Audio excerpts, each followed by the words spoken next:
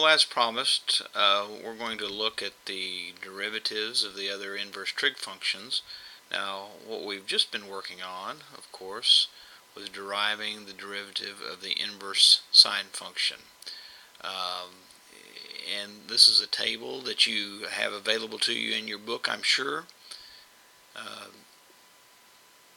And you'll just refer to that table and eventually memorize, write down the formula for each one of these as you go. They would each be developed in much the same way we developed the derivative of the inverse sine function.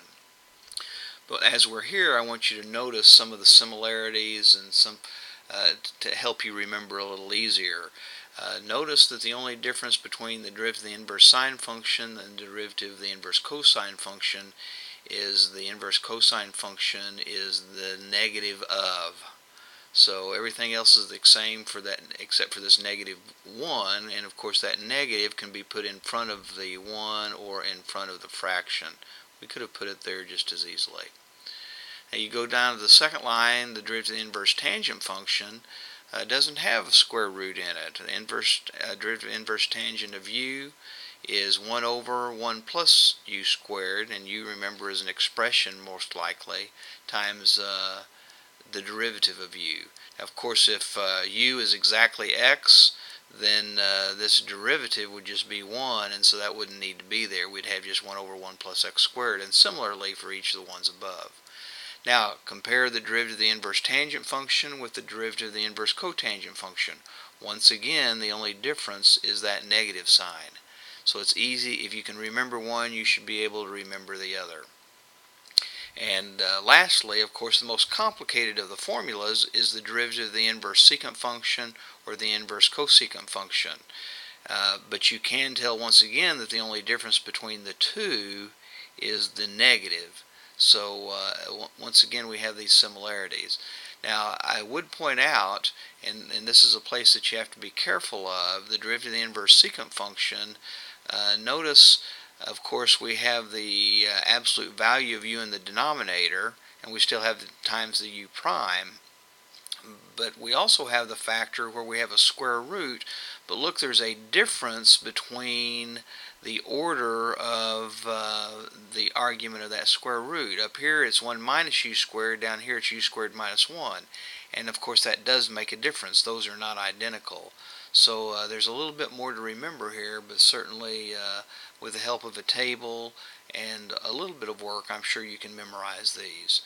Now, it is important that we might recognize that, for instance, this formula doesn't make sense if 1 minus u squared ends up being a negative number.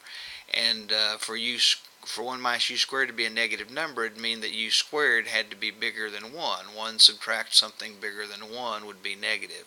And similarly here. And so actually what we have to do is, for this formula to be accurate, then we have to have the absolute value of u less than 1. And in a similar but reverse fashion for the derivatives of the inverse secant function and cosecant function, the expression u, absolute value of u, has to have a value greater than 1. Otherwise, we'd have the square root of a negative in the denominator.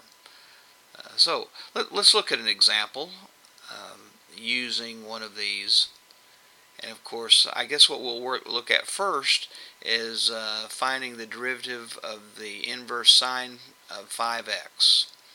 Now, I'm going to put here in front of us the formula for the derivative of the inverse sine, just so that we can understand and recall, since we don't have that in front of us.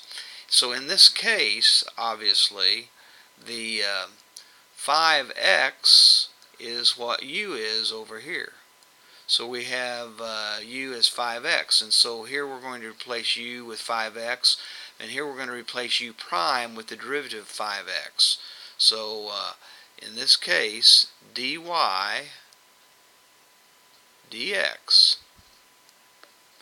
is going to be equal to, okay, let's see, u is 5x, and so it's going to be 1 over the square root of 1 minus whatever our u is squared. Well, our u is actually 5x.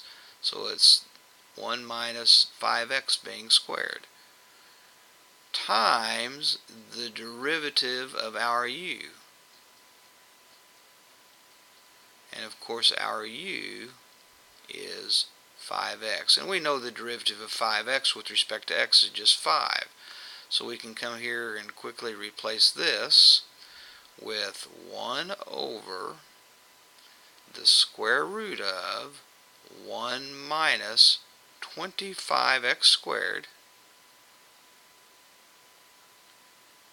times our resulting derivative of 5.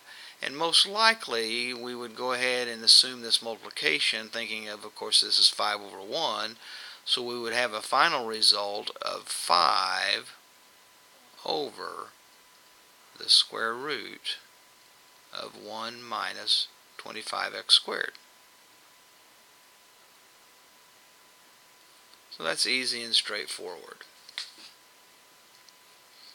Let's look and see if we can get another example in here. In the next example, we're asked to find differentiate f of x when f of x is the arctangent of the square root of 2x plus 1. Now remember, arctangent and inverse tangent really mean the same thing. And maybe we don't have it memorized yet. The formula for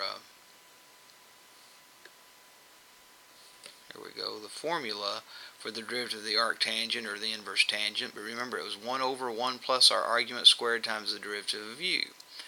So here we need to understand and make sure that we understand that u in this case is the square root. It's the argument. It's the square root of 2x plus 1.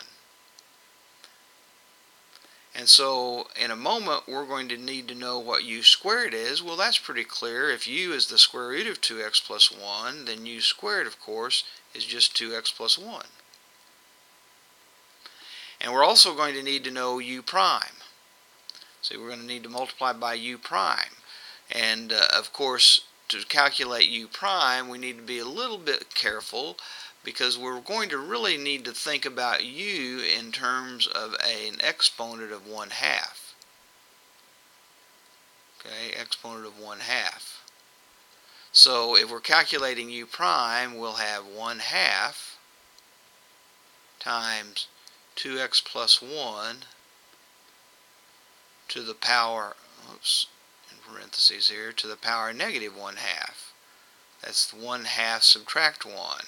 And then times the derivative of 2x plus 1. But the derivative of 2x plus 1 is just 2.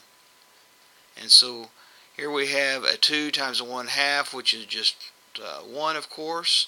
And so we're left with 2x plus 1 to the power negative 1/2. And of course we can quickly recognize that that's nothing more than 1 over the square root of 2x plus 1.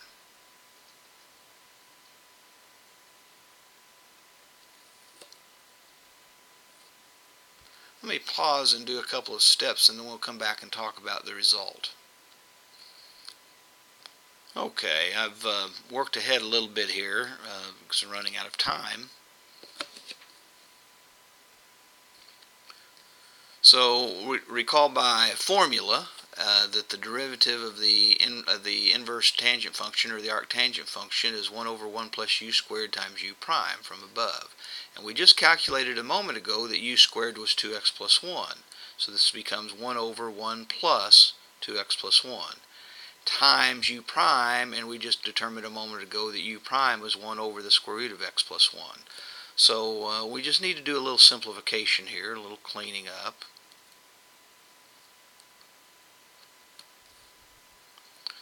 So the next thing we're going to do is take 1 plus 2x plus 1, just add the 1 and 1 together, so you get 1 over 2x plus 2 times the fraction 1 over the square root of 2x plus 1. And then we would have multiply these two denominators together and the two numerators together. And the point that I want to make here is don't leave your answer written this way. We understand we're multiplying those two denominators together. And so this denominator needs to be put in parentheses since it's more than one term. So this would be our final answer.